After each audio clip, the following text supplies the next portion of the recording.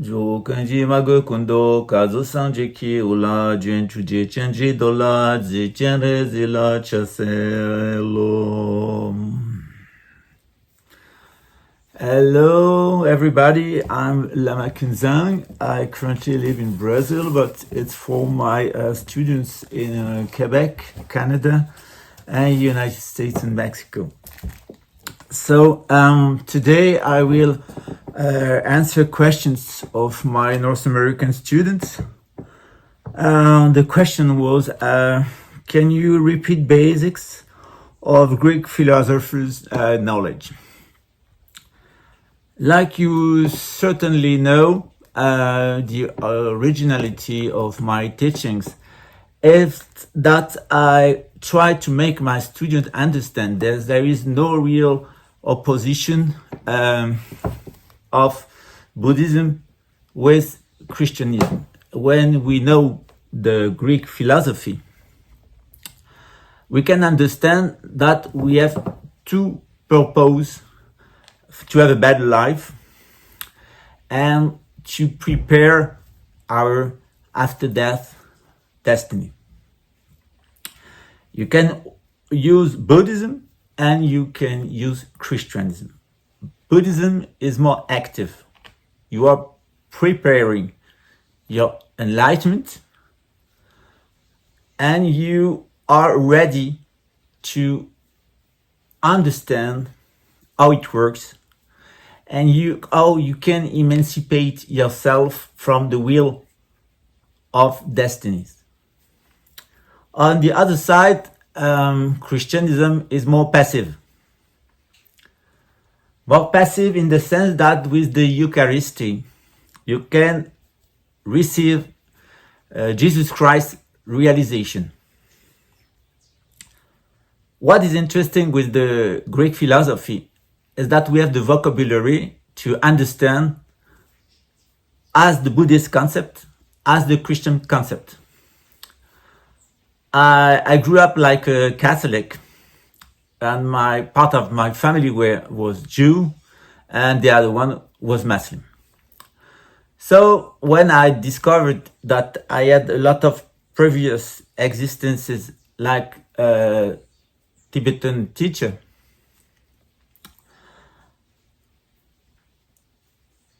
a process worked in my mind, and to feel better with this Muslim, Christian, and Jew heritage, I had to understand, and I have to find a mechanism to understand what's happening in me and my family, and how I can feel quiet, I can feel secure with what could be a kind of religious war inside of me and with my family. I have the heritage of my past lives, like a Tibetan Buddhist monk, master, teacher, and Japan, Southeast Asia, and China. And me now, like my flux of consciousness is me, like a Western guy, fully Buddhist, but in contact with the Western traditions. So I did my law and psychology at the university, and I have to keep a distance with the European and the Western system because I don't feel comfortable with the Westerners. I'm more comfortable with Chinese, Japanese, Tibetan.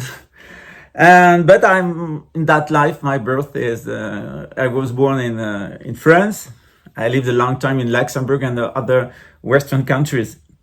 And I did my function, and my function is, okay, I can make the people understand the Dharma, the teaching of the Buddha, and or I can integrate the people inside of the Buddhist community. So I have discovered that with the Greek philosopher vocabulary, we have a perfect key to understand. According Greek philosophy, we have three functions. The first one is gnosis. Buddha said that we are born ignorant. We are born ignorant. And he proposed a solution. And the solution is Yeshe in Tibetan, is the knowledge, is the wisdom. In Sanskrit, we said prajna jnana. Jnana is the knowledge. Prajna is the wisdom coming from the knowledge.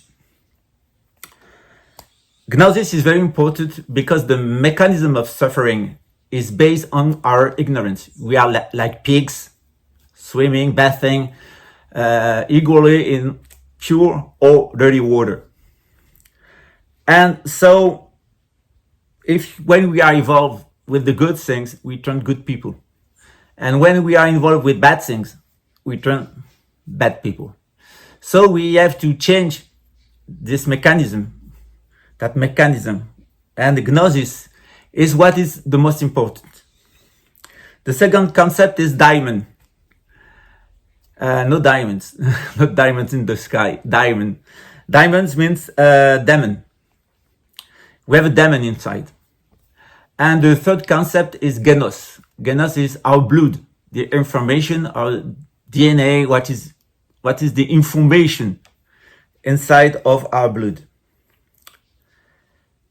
Gnosis is our capacity of wisdom to reach an highest intellectual level. Gnosis is intellectuality. Diamond is our flux of consciousness. We can say our electromagnetic flow with memories, information. And Genos is our blood, and particularly our hormonal system. So we have Gnosis, Diamond, and Genos. We could say our consciousness, our electromagnetism, and our hormones. In Sanskrit, the guru, the lama, he said, Nada bindu kalatitam tashme shri gorave nama. Nada bindu kalatitam, it means that is out of the three aspects of the chakra. Nada is the sound. Oh. Kala is the shape. We have our body. And bindu is our neuronal essence that is involved in our emotionality, what make us human beings with feelings and with thoughts. That functions of Gnosis, Diamond, Genos could be perturbated by memories. In Sanskrit, that memories are called samskara. Samskara is a mechanism described by the Buddha. And this mechanism is that the explanation that when we are ignorant, we will develop false representations and we will suffer chemical disorders. False representations are called in the Greek philosophy porneia, like pornography, bad pictures. And the perturbation of our hormonal system is called pharmakeia, like pharmacy, drugstore. Ignorance is called in Buddhism avidya. Avidya is the opposite of vidya, the knowledge. And it's something provisional. It's only a myth of good information. You are ignorant because you don't have the good information. When you have the good information, you stop to be ignorant. So I said that we have Gnosis, we have Diamond, and we have Genos. We can say our consciousness, intellectuality, our electromagnetism, and our hormonal system. And the grid said that we can suffer disease of these three systems. We can suffer mnemesis, ignorance, mnemesis. We don't remember the knowledge and we are not wise. We have no wisdom. And on the other side, our electromagnetism can suffer with bad pictures. this is a good picture. It's a good picture of Amitabha Avalokiteshvara Mashtama Prapta. And we can also suffer pharmakeia, intoxication, neurologic intoxication. So with these three concepts of gnosis, daimon, and genus, you can understand in scientific terms our consciousness, our electromagnetism, our chemistry, our hormonal system, and we can suffer nemesis, ignorance, we can suffer porneia, and we can suffer pharmakeia. And Buddha has represented the three aspects inside of the wheel of the destiny with three animals: the pig for nemesis, the chicken for porneia, and the snake for pharmakeia. So this is the originality of my teaching, in spite of my English accent, is that I can make you understand that there is no difference between Buddhism and Christianism. Buddhism, it's an individual path. It's the awakening of Kundalini, and you will obtain a perfect connection with your microcosm, with the microcosm, with the macrocosm. It's called in Sanskrit Mahamudra, and Tibet it could be Dzogchen. It's a state of consciousness when you are perfectly aligned, connected. And on the other side, the Christianism is a passive system. When you receive that connection with Jesus, Jesus offers you the connection. You don't have to do the job, because Jesus did the job for you. What is interesting, I think, in my teaching is that we can mix. We can be spiritually active to do our part of the work, and on the other side, we can be passive. In Christianism, there is the ritual of Eucharisty. The ritual of Eucharisty is the moment you take bread and you take wine. In Tibetan Buddhism, it's the same principles in Avalokiteshvara Chenrezig in Tibetan and Mastama Prapta. Mastama Prapta is connected with wine. You have taken the poison, it turned blue. It's there, the picture. And Avalokiteshvara is the bread. Nyungne, Avalokiteshvara with 1,000 arms, is the aspect of the bread in Eucharisty.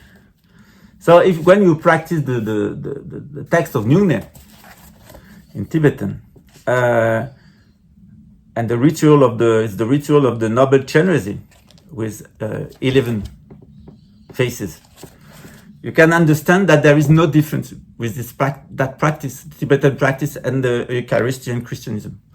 So we are now in a very difficult time where ignorance is dominating the world with false representation, porneia, particularly on the internet. And also pharmakeia, people are addicted, particularly in the US. We have a very huge problem of addiction. And the most of people ignore who they are and where they're going. So the interest in my sense of my teaching is the Greek philosophy could be a door from East and West to understand, to have a better understanding of Buddhism and Christianism. And this is my originality to answer the question that why I use the Greek philosophy to make the people understand that there is no fundamental difference between Christianism and Buddhism. It's the same tradition, quite trivial at the same time. But one is more active and the second is more passive. But we can mix. We could have a very good advantage to mix the two techniques. You don't mix the practices, but the concepts are the same. Today, practice was dedicated to Jonathan.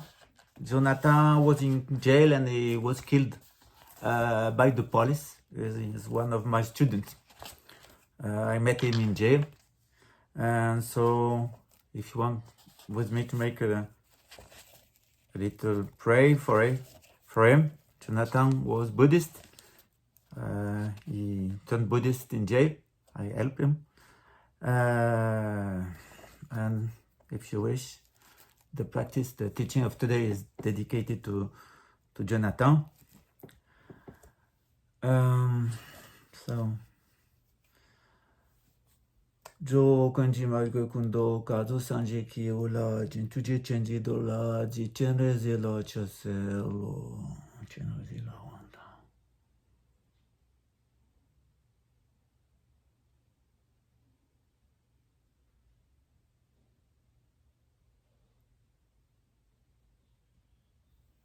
So the meaning of the text in Tibetan means a Lord who has nothing, no anything, any mistake. Your body is white. The perfect Buddha is on your head, and you look to all the beings with the great eyes of compassion. And I own you, and I give you all my love, my heart to you, Chenrezi. Chenrezi is Avalokiteshvara here in white, is the hypostasis of Amitabha. Amitabha is the Buddha of the West, the Western countries. So Jonathan, you are a very good student. I really liked you. My heart is with you, and I think that you are now in the Buddhist Tewache, the Sukhavati, in the heaven of the Buddhist people. He did a mistake. He was in jail, and he was killed there by the police and the violence. And I helped him 9 months. So today's practice is dedicated to Jonathan Pereira Ferreira. Ciao. Tashi dele.